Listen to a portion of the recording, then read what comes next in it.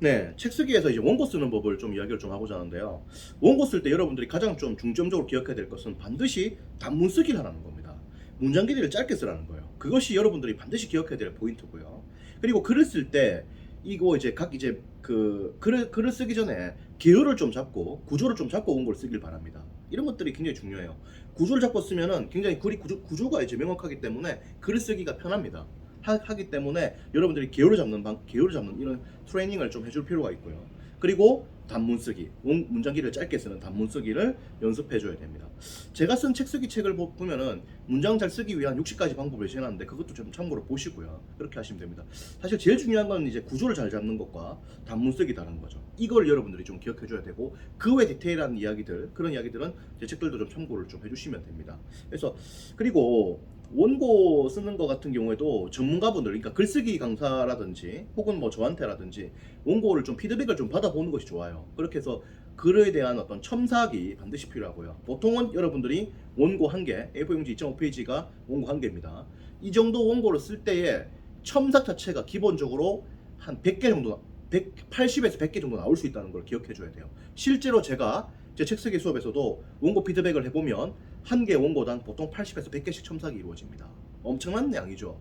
이런 양이 이루어져요. 왜? 원고가 엉망이니까. 왜 원고가 엉망인데? 원고를 안 써봤으니까. 모르니까.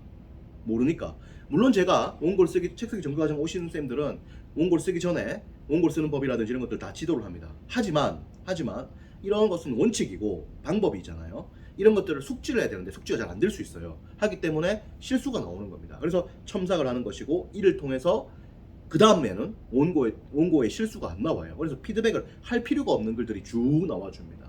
그래서 이런 것들을 집중 피드백을 좀 몇 번 하고 나면은 원고 쓰는 것이 확실한 감을 잡게 돼요. 하기 때문에 이런 피드백을 좀 받아보기를 권하고, 이런 것들은 뭐 저한테 받아봐도 되고 필요하면 글쓰기 하는 분들한테 받아봐도 됩니다. 그래서 첨삭을 어마어마하게 해야 돼요. 어마어마하게. 그런 것들을 초반에 좀 해줄 필요가 있다.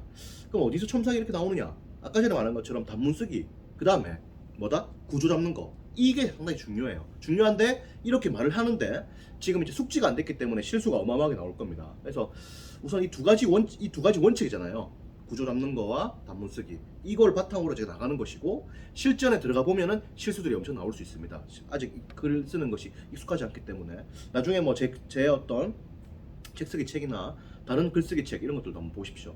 강원국 작가님의 글쓰기 책을 좀 추천해드립니다. 저는 뭐 강원국 작가님하고 뭐 딱히 뭐 되게 친하고 이런 건 아니지만 글쓰기 책으로서 굉장히 괜찮은 책이라고 저는 생각을 해요. 그래서 그 책을 좀 한번 보시기를 권해드립니다. 강원국 작가님 뭐 사실 인품도 훌륭하시고 좋으신 분이죠. 그래서 그 책을 한번 보시기를 권해드리고